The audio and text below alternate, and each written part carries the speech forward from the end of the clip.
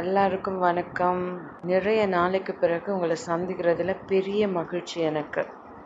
இந்த நாள் உங்களோடு பேசுகிறதுக்காக நான் கொண்டு வந்த சில விடயங்கள் என் வாழ்க்கையில் இவ்வளவு நாள் விடுபட்ட நாட்களுக்குரிய அனுபவங்களோடு கலந்துதான் தேவனை அன்றாட வாழ்க்கையில் அவரோடு கூட வாழக்கூடிய மாதிரியான ஒரு சூழலில் எந்த ஒரு மனுஷனும் வாழ வேணுமென்றதுக்கான ஒரு தொகுப்பை நான் உங்களிடத்தில் கொண்டு வந்திருக்கிறேன்.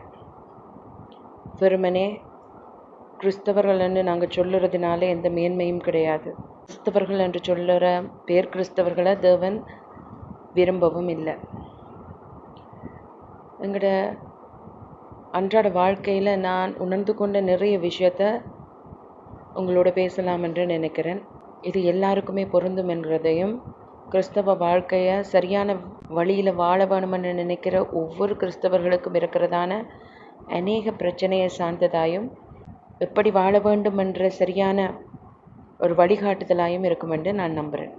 ஆண்டவருக்கு மகிமையை செலுத்தி கொண்டு நாங்கள் பேச போகிற விடயத்தை குறித்து பார்க்கலாம். இன்று நான் முழுமையான விழிப்பு புத்தகத்தினுடைய சாராம்சத்தையும், சங்கீதம் 20வது அதிகாரத்தினுடைய தொகுப்பையும், யோபு 31வது அதிகாரத்தினுடைய சாராம்சத்தையும் வைத்து கொண்டு இதிலிருந்து தேவன் என்னுடன் பேசின வார்த்தைகளை குறித்து இன்று நான் உங்களுடன் பேசப்போகிறேன். ஆகவே இடையிடையே வார்த்தைகளை நான் சொல்ல விரும்பாமல் நான் உங்களிடத்திலே முதலே குறிப்பிடுகிறேன் எந்தெந்த புத்தகங்கள் என்று. நீங்கள் அந்த புத்தகங்களை மறுபடியும் வாசித்து பாருங்கள். அதனூடாக கர்த்தர் உங்களுடன் எப்படி பேச விரும்புகிறாரோ அப்படி பேசுவார். பிலிப்பு புத்தகம், சங்கீதம் 20ஆம் அதிகாரம், யோபு 31வது அதிகாரம். இந்த 3 புத்தகமுமே ஒரு சில விடயங்களை மறுபடியும் அதிகமாய் வலியுறுத்துகிறது. வேத வாசிப்பின் மூலமாய் கர்த்தர் எங்களுடைய குறைபாடுகளை குறித்து பேசி எங்களை சரிப்படுத்துவது அவருடைய சித்தமும் நோக்கமுமாய் இருக்கிறது. கிறிஸ்தவ வாழ்க்கை என்பது இலகுவான வாழ்க்கை அல்ல. எங்களுடைய மனநிலையையும், எங்களுடைய சிந்தையையும், எங்களுடைய பேச்சுக்களையும் எங்களை பரிபூர்ண பரிசுத்தத்துக்குள்ளே வழிநடத்தக்கூடியதான ஒரு வாழ்க்கை தான் கிறிஸ்தவ வாழ்க்கை. கிறிஸ்தவர்கள் தவறுகள் செய்து கொண்டு தேவனோடு கூட போய்விடலாம் என்று நினைப்பது அற்பமான காரியம். ஆனால் நாங்கள் அப்படியான வாழ்க்கைக்கு போகலாம் என்று நாங்கள் எடுக்கிற ஒவ்வொரு முயற்சியையும் கர்த்தர் நினைக்கிறார், அதை ஆசீர்வதிக்கிறார். ஆகவே இந்த பொல்லாத உலகத்தின் மாய வலையானது தற்பொழுது எங்களுடைய கைக்குள்ளேயே இருக்கிறது. அதுதான் நாங்கள் அன்றாடம் பாவித்து கொண்டிருக்கிறதான இந்த தொலைபேசி அல்ல. இப்பொழுது இது முழு உலகத்தையுமே கையில் அடக்கியவாறு ஒரு மனிதனுடைய இருதயத்தையும் சிந்தையையும் எங்களுக்கு அப்பாற்பட்ட எண்ணங்களை கொண்டு தேவனை நினைக்க முடியாத அளவுக்கு எங்களை பிரித்து வைத்துக் கொள்ளுகிற ஒரு பெரிய ஊடகமாக இருக்கிறது. இது பிசாசினுடைய பெரிய வலை. அதிக கிறிஸ்தவ பிள்ளைகள் நாங்கள் செய்யும் பிழை என்னவென்றால், தேவனை எங்களை விட்டு தூரமாய் வைத்து பார்ப்பது. தேவன் எங்களோட கூட இருக்க விரும்புகிறார். ஆனால் நாங்கள் தேவனை எப்பொழுதும் எங்களை விட்டு தூரப்படுத்தி எங்களுக்குரிய ஒரு சுதந்திரமான வாழ்க்கையை நாங்கள் வாழ வேண்டும் என்று ஆசைப்பட்டு கொண்டிருக்கிறோம். அதுதான் உண்மை. இந்த 3 புத்தகங்களிலுமிருந்து நான் பெற்றுக்கொண்ட விடயம் என்னவென்றால், எந்த நிலையிலும் வாழத் தெரிய வேண்டும். எந்த நிலையிலும் வாழத் தெரிய வேண்டும் என்று எதை குறித்து தேவன் எங்களுக்கு சொல்ல வருகிறார்? பவுல் எங்களுக்கு எதை குறித்து சொல்ல வருகிறார் என்றால், பவுல் நன்றான ஒரு நிலையில் இருக்கும் பொழுதுதான், அவர் நல்ல நிலையில் நல்ல பதவியில் இருக்கும் பொழுது, தேவனை அறியாத பொழுது, அவர் எல்லாவற்றிலும் சரியான நிலைமையில் இருக்கும் பொழுது தேவனை அறிந்து கொண்டார். அவருடைய கண்களிலே பார்வை போனது. அப்பொழுது அவருடனே கேட்ட கேள்வி என்னவென்றால், நீர் யார்? நான் தான் நீ வேதனைப்படுத்துகிற கிறிஸ்து என்று சொன்ன மாத்திரத்தில் என் ஆண்டவனே என்னை மன்னியும் என்று சொல்லி தன்னை ஒப்பு கொடுத்து அவர் வழி நடந்த உத்தம ஊழியக்காரன் தான் பவுல். அவர் என்ன சொல்ல வருகிறார் என்றால், கிறிஸ்தவ வாழ்க்கையானது பஞ்சு மெத்தையில் படுத்திருக்கும் வாழ்க்கை அல்ல. அதை முதல் நாங்கள் தெளிவாய் புரிந்து கொள்ள வேண்டும். நாங்கள் இந்த உலகத்தில் வாழும் பொழுது அநேக கஷ்டங்கள் துன்பங்கள் எங்களுக்கு நேர்ந்தாலும் கர்த்தர் எங்களோடு இருக்கிறார் என்கிற ஒரு சந்தோஷமே அனைத்தையும் ஈடு செய்யக்கூடிய சந்தோஷமாய் இருக்கிறது. எங்களுக்கு அப்படியானால் எப்பொழுது சந்தோஷமான வாழ்க்கை கிட்டும் என்றால் அது எங்களுடைய கர்த்தரோடு நாங்கள் செல்லுகிற நாட்களிலே தான். நாங்கள் கஷ்டப்பட்டு பரீட்சைக்கு ஆயத்தப்படுத்துகிறோம், கஷ்டப்பட்டு படிக்கிறோம், பல தியாகங்களை நாங்கள் செய்கிறோம், பரீட்சையும் எழுதுகிறோம். பரீட்சையில் சித்தி அடைந்த பொழுது அந்த படிப்புக்குரிய தகமையை நாங்கள் பெற்றுவிட்ட பொழுது அதனுடைய பலாபலன்களை நாங்கள் அனுபவிக்கிறோம். அப்படித்தான் இந்த உலகம் எங்களுக்கு பரீட்சை மேடையாக இருக்கிறது. கிறிஸ்தவ வாழ்க்கையிலே அந்த வாழ்க்கையை நாங்கள் சரியாய் வாழ்ந்து முடித்து அது கர்த்தருடைய கிருபையினாலே நாங்கள் அதை செய்யும் பொழுது கர்த்தர் வருகிற நாளிலே எங்களுடைய பலன் மிகுதியாக இருக்கும். அந்த பலனுக்கு நாங்கள் ஓடும்படிக்காய் பவுல் சொல்லுகிறார். பவுல் எப்படி சொல்லி இருக்கிறார் என்றால்,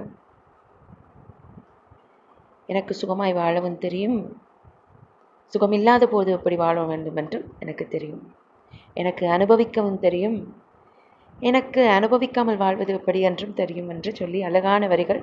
பிலிப்பு புத்தகத்தை நீங்கள் வாசிப்பீர்களானால் பவுல் என்ன அழகாய் தன்னுடைய நிலையை அவர் எடுத்து கூறுகிறார். அவர் கர்த்தருக்குள்ளே இருந்தார், கர்த்தர் அவரோடு கூட இருந்தார். நிற்கவும் தெரியும்,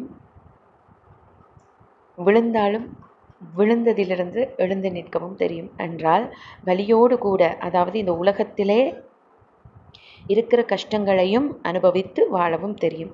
எல்லா நிலைமைகளிலும் எங்களை வாழ தகுதிப்படுத்தி கொள்வது தான் கிறிஸ்தவ வாழ்க்கை.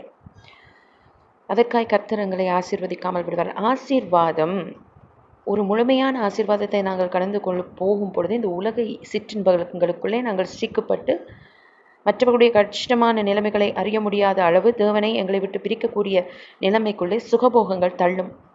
ஆகவே கர்த்தருடைய பிள்ளைகளுக்கு கர்த்தர் கஷ்டங்களை கொடுப்பதன் காரணம் என்னவென்றால், நாங்கள் அதிலே நின்று விடாமல் வாழ்க்கையில் இன்ப துன்பங்கள் மாறி மாறி வரும் என்பதை அறிந்து கொண்டு எப்பொழுதும் கர்த்தரோடு நாங்கள் இருக்க வேண்டும் என்பதே அவருடைய முழு நோக்கமாக இருக்கிறது. ஏனென்றால் இந்த உலகம் நிரந்தரம் அல்ல என்பதை அவர் எங்களுக்கு எப்பொழுதும் அறிய தந்து கொண்டே இருக்கிறார்.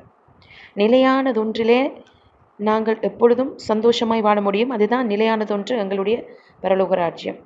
அது எங்களுக்கு கிட்டும் வரைக்கும் எங்களுடைய வாழ்க்கையில் இருக்கிறதான வேதனைகள் துன்பங்கள் எல்லாவற்றிலும் நாங்கள் வாழ பழகிக்கொள்ள வேண்டும். எல்லா நிலைமையிலும் என்னோடு கர்த்தர் இருப்பார் என்றால், எல்லா கஷ்டங்களிலும் என்னோடு தேவன் இருப்பார் என்றால், அந்த கஷ்டம் வெளியிலிருந்து பார்ப்பவர்களுக்கு நாங்கள் வேதனைப்படுவது போல தெரிந்தாலும் எங்களுடைய இருதயத்திலே பலத்த சமாதானமும் சந்தோஷமும் எங்களுக்குள்ளே இருக்கும். ஏனென்றால் அவர் எங்களோடு கூட இருக்கிறார். அவர் எங்களை ஒருபோதும் கைவிட மாட்டார். ஆகவே இது எனக்கு கிடைத்த முதலாவது அறிவித்தல். இரண்டாவதாக, வீண் வாதத்தினாலாவது பெருமையினாலாவது எதையும் செய்யாமல் கீழ்ப்படிவும் தாழ்மையும் உள்ளவர்களாய் வாழ வேண்டும். இதற்கு பெரிய உதாரணமாய் சொல்லப்பட்டிருக்கிற விடயம் என்னவென்றால்,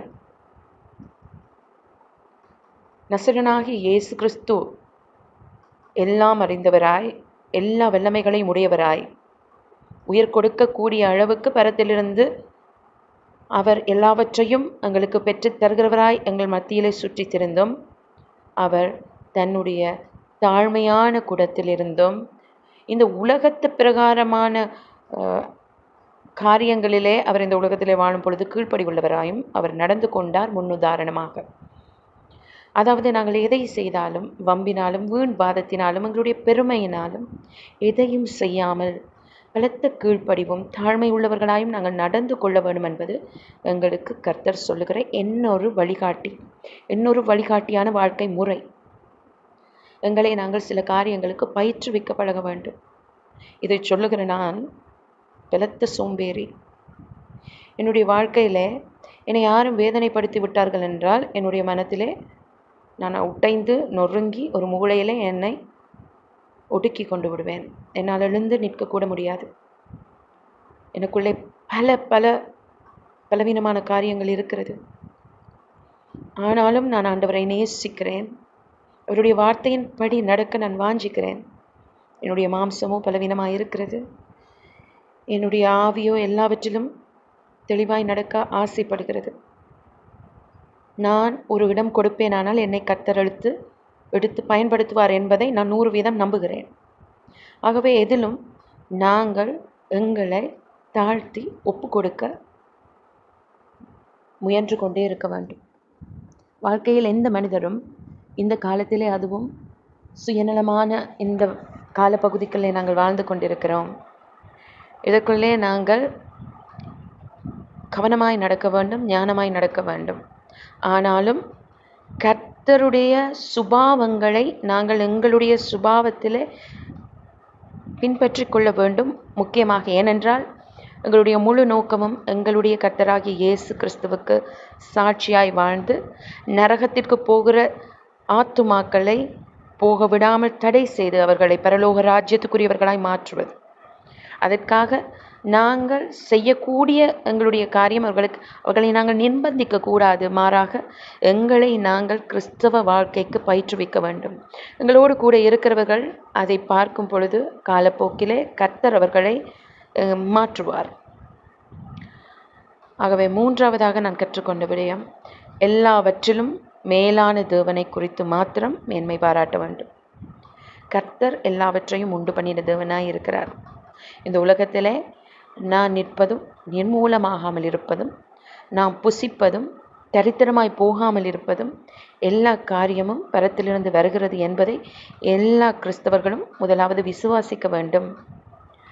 கர்த்தரை விசுவாசிக்கிறோம் என்று சொல்லியும் என்னுடைய சுயபலத்தில் நம்பிக்கையாக இருப்பேனானால் கர்த்தர் இன்னார் என்பதை நான் எப்படி காண்பித்து கொடுக்க முடியும்?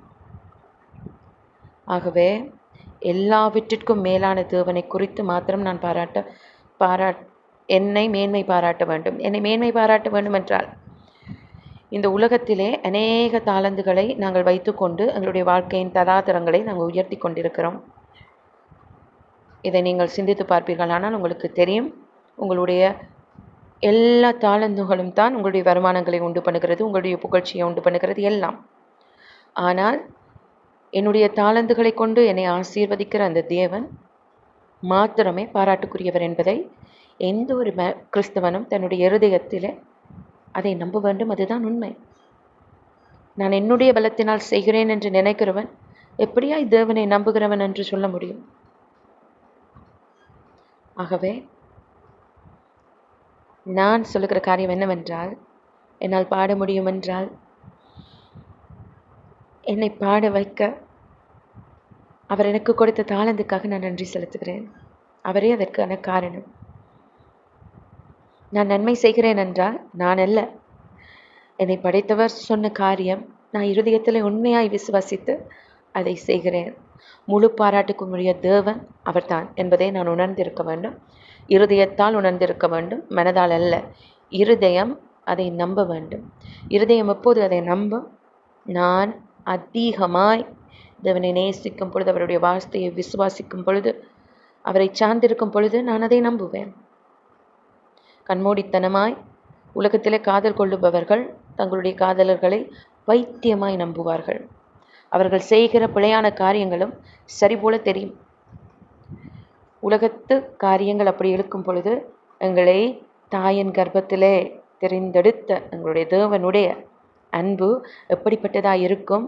எனக்கு கிடைக்கிற ஒவ்வொரு ஆசீர்வாதமும் என்னுடைய தேவனிடத்திலே இருந்து வருகிறது என்பதை நம்புகிறதற்கு தடையாக இருக்கிற எந்த ஒரு காரியமும் அது பிசாசினால் உண்டாய் இருக்கிறது. ஆகவே நான் கற்றுக்கொண்ட 4வது விடயம், என்னை தாயின் கர்ப்பத்தில் உண்டாக்கியது போலவே எனக்கு எதிரே நிற்பவனையும் உண்டாக்கி இருக்கிறார் என்றால் எப்போதும் எல்லோரையும் எங்களின் மேலானவர்களாக நாம் நடத்த வேண்டும். முதலாவது காரியம், நாங்கள் பெருமை கொண்டவர்களாக இருக்கக்கூடாது. நாங்கள் எங்களுடைய ஆண்டவரை அறிந்ததுக்கு அப்புறமா இந்த உலகம் எங்களை நிறைய இடத்தில் அவமானப்படுத்துது, துன்பப்படுத்துது. நாங்கள் திருப்பி பேச வைக்கிற அளவு எங்களுடைய இருதயங்களை வேதனைப்படுத்துகிறது. அது ஒத்துக்கொண்டே ஆக வேண்டும். ஆனால் அது அப்படித்தான் இருக்கும் என்று தேவன் சொல்லியிருக்கிறார். எங்களுடைய அருமையான தேவன் நன்மை செய்கிறவராய் சுற்றி திருந்தும் கூட அவரை துன்பப்படுத்தின இந்த உலகம் துன்பப்படுத்துமே. ஆனால் எந்த வல்லமையும் இல்லாத மனித பிறவியாகிய நான் துன்பப்படுவது அதிக நிச்சயம் அல்லவா? ஆகவே என்னை தாயின் கர்ப்பத்தில் உருவாக்கின தேவன்தான் என் எதிரியையும் உண்டாக்கியிருப்பார், என்னை துன்பப்படுத்துகிறவனையும் உண்டாக்கியிருப்பார். ஆகவே பாவம் செய்கிறவனாக இருந்தால் விலகியோடி அவனுக்காக விண்ணப்பம் பண்ணி ஜெபிக்க வேண்டும். எனக்கு எதிரே நிற்கிறவனை முட்டாள் என்று சொல்லுகிற நிலைமைக்கு நாங்கள் இருக்கக்கூடாது. எப்பொழுதும் எங்களை எதிராக இருக்கிற ஒருவரை கர்த்தர் அவரை உண்டாக்கி இருக்கிறார், அவர் மேலானவர் என்று கருத பழகி கொள்ள வேண்டும். இது பரலோக ராஜ்யத்துக்கு நாங்கள் செல்ல அத்தாட்சியாக இருக்கக்கூடிய மிக பயங்கரமான ஒரு நல்ல குணம். இந்த குணத்தை நாங்கள் வளர்த்து கொள்ள வேண்டுமானால் எங்களுடைய கண்கள், எங்களுடைய பார்வை எல்லாம் ஆவிக்குரிய ரீதியிலே மாற வேண்டும். நாங்கள் பார்க்கும் ஒவ்வொருவரும், எங்களை திட்டுகிற ஒவ்வொருவரையும் எங்களுடைய மனம் வேதனைப்படும் தான். எங்களுடைய கண்களை மூடி அதை தேவனுக்கு தெரியப்படுத்த நாங்கள் கடமைப்பட்டிருக்கிறோம். ஏனால் நாங்களும் மனிதர்கள், எங்களாலும் வேதனைகளை தாங்க முடியாது. ஆனால் அவதூறான வார்த்தைகளை அவர்களுக்கு விரோதமாய் பேசுவதும், அவர்களை பழி தீர்ப்பதும், அவர்கள் எங்களை 1 மடங்கு வேதனைப்படுத்தினால் அவர்களை 3 மடங்கு வேதனைப்படுத்துவதும், அவர்களை துன்பப்படுத்துகிறதும் நாங்கள் பேசி இருக்கிறோம். நான் பேசி இருக்கிறேன். நான் இதை சொல்லி கொண்டிருக்கிற நான் குத்தப்பட்ட வார்த்தைகள் இவை. ஆகவே இதை நான் செய்திருக்கிறேன். மனதிலே நல்லவர்களாய் நாங்கள் இருக்கிறோம், மற்றவர்களுக்கு எந்த விரோதமும் நாங்கள் நினைக்கவில்லை. ஆனால் அவ்வப்போது எங்களுடைய மாம்சம் எங்களை வந்து எட்டி பார்க்கிறது. எவ்வளவோ நன்மை செய்திருப்போம், அவர்கள் அலட்சியம் பண்ணும் பொழுது வேதனை மிகுதியினால் வார்த்தையை நாங்கள் பார்த்து பேசாமல் இருந்திருக்கிறோம் நிறைய இடத்திலே. ஆனால் கர்த்தர் என்ன சொல்லுகிறார்? அவனையும் நான் உண்டாக்கினேன், நீ என்னை அறிந்திருந்தும் பிழை செய்கிறாய், அவன் என்னை அறியவே இல்லையே என்கிறார். ஆகவே இந்த 4வது காரியத்தையும் மனதிலே அதிகமாய் வைத்து கொள்ளுங்கள். இது சொன்னது யோபு. அவ்வளவு துன்பத்திலும் தனக்கு எதிராய் நிற்கிறவனை நான் எனக்கு மேலானவர்களாய் நினைக்கிறேன் என்று சொன்ன யோபு கர்த்தரால் மிகுந்த ஆசீர்வாதத்தை மாத்திரமில்லை, உலகத்தின் ஆசீர்வாதம் அழிந்து போகும், ஆனால் கர்த்தனுடைய வாயிலிருந்து புறப்பட்ட அக்கினியான வார்த்தை, அவன் உத்தமனும் சன்மார்க்கனும் தேவனுக்கு பயந்தவனும் என்று மற்றவர்கள் முன்னால் தேவன், இந்த உலகத்தை படைத்த தேவன் அறிக்கை செய்யும் அளவுக்கு உத்தமனாகிய யோபு வாழ்ந்த முறை இதுதான். இதை பின்பற்றுவோமானால் நாங்களும் தேவனுடைய ராஜ்யத்திலே பிரவேசிப்பது கடினமான காரியம் அல்ல. இதை தேவன் எனக்கு படிக்கும் பொழுது விளங்கப்படுத்தினார். 5வது காரியம், எப்பொழுதும் நாம் உண்மை, நீதி, கற்புள்ள நடத்தை, புண்ணிய காரியங்கள் எனும் நல் சிந்தனைக்குரியவைகளை சிந்தித்து கொண்டிருக்க வேண்டும். ஆமாம், எங்களுடைய சிந்தனைகள் இந்த காலப்பகுதியிலே மனிதன் எவ்வளவு உழைத்தாலுமே காணாது என்கிற ஒரு இயந்திர வாழ்க்கைக்குள்ளே நாங்கள் சிக்கப்பட்டிருக்கிறோம். இது அனைவருமே ஒத்துக்கொள்கிற ஒரு காரியம் இல்லை என்று சொல்ல முடியாது, மறுக்க முடியாது. ஏனென்றால் இந்த உலகம் காசு இல்லாமல் இயங்காது என்னும் காலப்பகுதிக்குள்ளே நாங்கள் வாழ்ந்து கொண்டிருக்கிறோம். ஆகவே மனிதனுடைய சிந்தனை முழுக்க முழுக்க எதை செய்யலாம், எப்படி செய்யலாம், எப்படி உழைக்கலாம், எப்படி பிரச்சனை முடிக்கலாம் என்பதே எங்களுடைய சிந்தையாக இருக்கிறது. எங்களுடைய சிந்தைக்குள்ளே நாங்கள் செய்கிற காரியத்தில் நீதியாய் நடக்க வேண்டும். எங்களுடைய வாழ்க்கையிலே நாங்கள் கற்புள்ள நடத்தையோடு கூட நடக்க வேண்டும். நாங்கள் உண்மையாய் இருக்க வேண்டும். உண்மையாய் இருக்கும் மனிதனுக்கு துன்பம் நிறைவாக இருக்கும், அதற்கு குறைவே இருக்காது. அதை அப்படி வாழ நினைக்கும் மனிதனுக்கு நான் சொல்லுகிற காரியம் அப்படியே புரியும். ஆகவே நாங்கள் அதை பற்றி அதிகம் எங்களுடைய சிந்தனையிலே சிந்தித்து கொண்டு, நான் எப்படி செய்யலாம், எப்படி தேவனை பிரியப்படுத்தலாம், நான் இந்த காரியத்தில் எப்படி செய்திருக்கக்கூடாது. என் பாஸ்ட் நாங்கள் எங்களுடைய கடந்த காலங்களிலே பிள்ளைகளை விட்டிருக்கிறோம். அந்த இடங்களிலே நாங்கள் இப்படி செய்திருக்கலாம், இப்படியான காரியங்களை நடத்தி இருக்கலாம். சில தவறான காரியங்களின் ஊடாக நாங்கள் அநேக நன்மையான காரியங்களை நாங்கள் கற்றுக்கொண்டிருக்கிறோம். தேவன் சில இடத்தில் எங்களை அனுமதிப்பது கூட அதன் பாடுகளை நாங்கள் உணர்ந்து திருந்திக் கொள்வதற்காக. தேவன் அருமையான ஒரு டீச்சர், ஒரு ஆசிரியர், அழகாய் இந்த வாழ்க்கையை எங்களுக்கு கற்பித்து கொடுக்கிறார். ஆனால் நாங்கள் வீக்கான ஒரு ஸ்டூடெண்ட்ஸ், பலவீனமான மாணவர்கள். பிகாஸ் ஆண்டவர் எங்களை எவ்வளோ அருமையாய் நடத்தினாலும் மறுபடி பிழைவிடுகிற மாணவர்களாய் நாங்கள் இருக்கிறோம். ஆகவே எங்களுடைய சிந்தையை ஆட்கொள்ள நமக்கு தெரிந்திருக்க வேண்டும். கர்த்தர் அதை பார்த்து கொண்டிருக்கிறார் என்கிற தெய்வீக சிந்தை எங்களுக்குள்ளே எப்பொழுதுமே இருக்க வேண்டும். ஆகவே இந்த அதிகமான கால இடைவெளிக்குள்ளே மறுபடியும் வந்திருக்கிறேன். கர்த்தர் அநேக காரியங்களை என்னுடைய வாழ்க்கை பயணத்திலே கற்றுக் கொடுத்திருக்கிறார். ஆனால் என்னை விட்டு விலகாமல் இப்பொழுதும் என்னோடு கூட இருக்கிறார், எப்பொழுதும் இருப்பார். நாங்கள் அவரை எங்களுடைய சிந்தையிலும் செயலிலும் நிறுத்த வேண்டும். முதன்மையான இடத்தை அவருக்கு நாங்கள் கொடுப்போமானால் எந்த நிலையிலும் எங்களுக்கு வாழ தெரியும். நான் கோடீஸ்வரனாக இருந்தாலும் என்னால் வாழ முடியும். நான் கோடியில் நிற்கிற நிலைமை வந்தாலும் என்னால் வாழ இயலும். இந்த ஒரு பலமான மனநிலையை எங்களுக்குள்ளே வைக்க வேண்டும். ஆனால் அதற்கு மேலாக என்னை நடத்துகிறவர் எனக்கு சரியானதை செய்வார் என்கிற விசுவாசம் எனக்கு இருந்தால் இந்த உலகத்தை ஜெயித்த இயேசு கிறிஸ்துவை போல என்னாலும் இந்த உலகத்தை ஜெயிக்க முடியும். ஆமேன். அடுத்த காணொளியோடு உங்களை நான் சந்திக்கிறேன். God bless you.